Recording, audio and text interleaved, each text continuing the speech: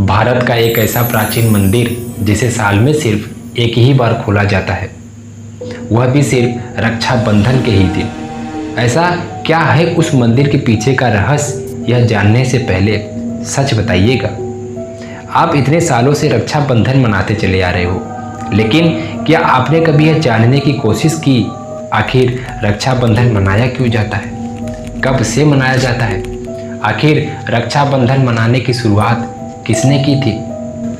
अगर आप पहले से जानते थे तो आपको बहुत बहुत बधाइयाँ, और नहीं तो चिंता क्यों करते हो, मैं हूं ना। ऐसे ही अपने सनातन संस्कृत धार्मिक से जुड़े रहस्यों के बारे में जानने के लिए चैनल को सब्सक्राइब जरूर करना। रक्षाबंधन का त्यौहार एक भाई और बहन के रिश्तों में प्यार और प्रेम को दर्शाता है। इस त्यौहार का मतलब इस बात से बिल्कुल भी नहीं है कि एक सगे भाई बहन ही इस त्यौहार को मना सकते हैं, बल्कि चचेरे भाई बहन, भतीजे, भांजे और भी अन्य रिलेशन के साथ भी मनाया जा सकता है। वैसे तो रक्षाबंधन से जुड़ी 2-3 कहानियां प्रचलित हैं, उनमें से ही आपको हम एक कहानी के बारे में बताएंगे। यह बात है द्वापर युग की, जब युधिष्ठिर ने अपने महल में राजसूय यज्ञ करवाया।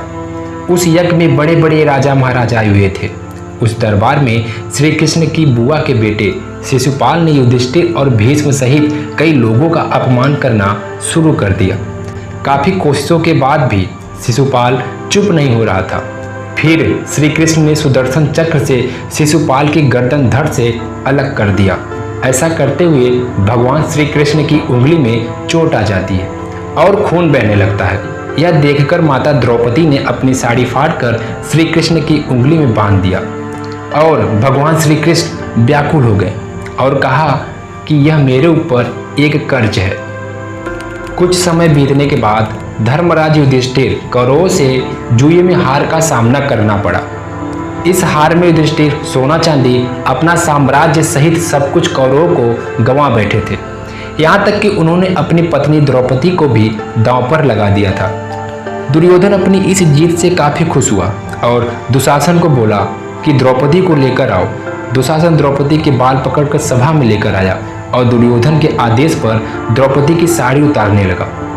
माता द्रौपदी ने इस संकट की घड़ी में भगवान श्री कृष्ण को याद किया और भगवान श्री कृष्ण अपना फर्ज निभाते हुए एक चमत्कार करते हैं। दुशासन माता द्रौपदी की साड़ी खींचता रहा, लेकिन वह साड़ी खत्म होने का नाम ही नहीं ले रही थी।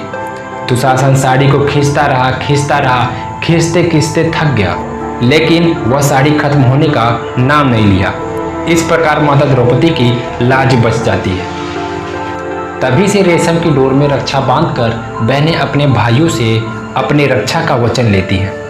तो चलिए चलते हैं उस प्राचीन मंदिर की ओर जो साल में सिर्फ एक ही बार खोला जाता है। यह मंदिर है बंसी नारायण का मंदिर।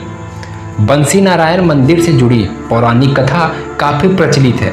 इसके अनुसार राजा बलि के अहंकार को नष्ट करने के लिए भगवान विष्णु ने वामन का रूप धारण किया था और बलि के अहंकार को नष्ट करके पाताल लोक भेज दिया। जब बलि का अहंकार नष्ट हुआ तब उन्होंने नारायण से प्रार्थना की कि वह मेरे सामने ही रहे। ऐसे में श्री हरि विष्णु पाताल लोक में बलि के द्वारपाल बन गए थे। लंबे समय तक जब विष्णु जी वापस नहीं लौटे तो माता लक्ष्मी भी पाताल लोक आ गई और बलि की कलाई पर राखी बांधी और प्रार्थना की कि वह भगवान विष्णु को पाताल लोक से जाने दे।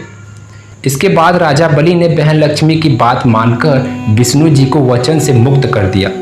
कहा जाता है कि इसी स्थान पर भगवान विष्णु पाताल लोक से धरती पर प्रकट हुए थे। तब से रक्षाबंधन के दिन इस जगह को बंसी नारायण के रूप में पूजा जाने लगा। इस मंदिर को लेकर कहा जाता है कि रक्षाबंधन के दिन सूर्योदय से लेकर सूर्यास्त तक इस मंदिर के कपाट खुलते हैं। इसके बाद अगले 1 साल के लिए फिर से मंदिर बंद हो जाता है। रक्षाबंधन के दिन मंदिर खुलते ही कुंवारी कन्याओं और विवाहित महिलाएं भगवान श्री बंसी नारायण को राखी बांधने लगती है।